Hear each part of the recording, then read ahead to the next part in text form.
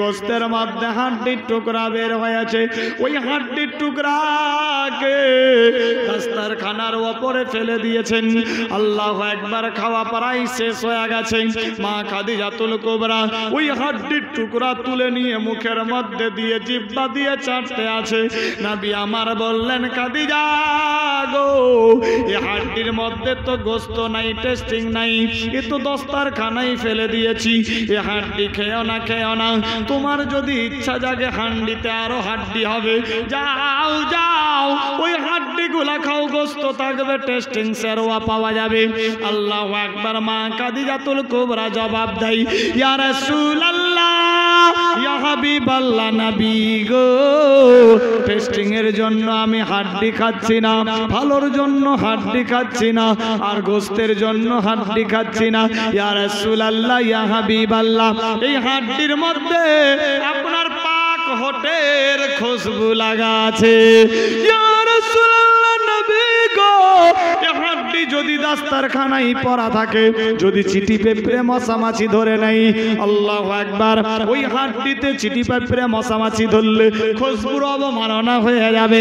আমি মা খাদিজাতুল কুবরা কি রকম করে বরদাস্ত করি, গোস্তা কি হয়ে যাবে।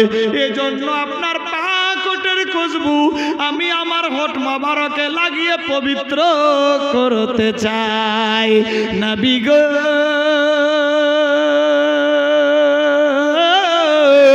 আপনার পাকটের খুশবু যাতে জমিনে পড়ে না থাকে, এজন্য আমি ওই পাকটের খুশবুতে নিজের হোঠ লাগায়া পবিত্র করে দিলাম।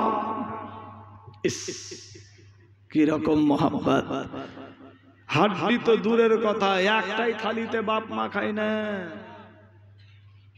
হাড্ডি তো দূরের কথা, খেয়ে রাখলে খাই না। এ খাবার ফেলে দেয়, ছাগল ভেড়া দুম্বা খেয়ে নেয়, না হয়তো গোবর রাস যেখানে কুড়া ভুকরা ফেলে, ওই কুড়া ভুকরাতে কে থাকে? ইঁদুর, কুকুর, বিল্লি গিয়ে সেগুলা খায়।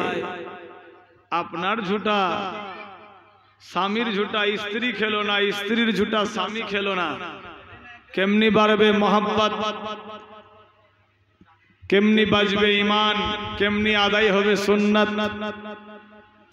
ওই খাবার ফেলে দিল, কুড়া ভুকরা যেখানে ফেলে খেয়ে নিল, বিল্লি, চুহা, রাস্তার কুকুর, মোহাব্বতটা কোন দিকে গেল?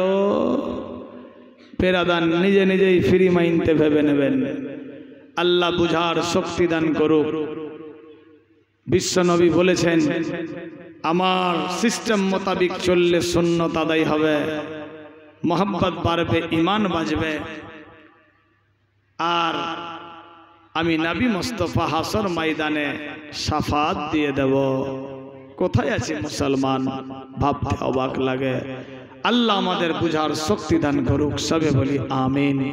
যাই হোক, প্রায় বেরাদার রাত 2টা বাজতে চলল। বেরাদার অনেক কিছু বললাম, শেষ সময় দোয়ার জন্য যদি পারেন 1 টাকা, 2 টাকা, 5, 10, 20 এ ফাকিরের হাতে দিয়ে দোয়াটা নিয়ে নেন। আছে কেউ? যে আমি দিলাম 1, 2, 5, 10, 20, শেষ সময় যার শেষ ভালো তার সব ভালো, ফ্রি মাইন্ডে, জবরদস্তি না, খুশির সাথে। একজন কমিটির লোক উঠে দেখেন তো মেয়েদের দিকে, 1 টাকা, 2 টাকা, 5, 10, 20 শেষ সময়। আমি জানি অনেকে হয়তো রেখে দিয়েছে শেষের সময় দোয়াতে শরীক হওয়ার জন্য, তাড়াতাড়ি করে। বেরাদার, যার শেষ ভালো তার সব ভালো। আখেরি রাত, আজকে দ্বিতীয় রাত সমাপ্তি, আগামীকাল জিন্দা থাকলে ইনশাআল্লাহ বক্তব্য হবে। কি গ্যারান্টি এখান থেকে বাড়ি পৌঁছাতে পারবো? কোনো গ্যারান্টি নাই। সুবহানাল্লাহ। যাই হোক, একটা চাদর নিয়ে ঢুকেন ফটাফট, তাড়াতাড়ি। সুবহানাল্লাহ। এই যে টাকা নিয়ে মায়েরা হাতে আছে, সুবহানাল্লাহ। বাপ ভাইদের দিকে কেউ? মাত্র 10 টাকা। কালকে আমি আর দান টান চাইবো না। কেন বলেন তো?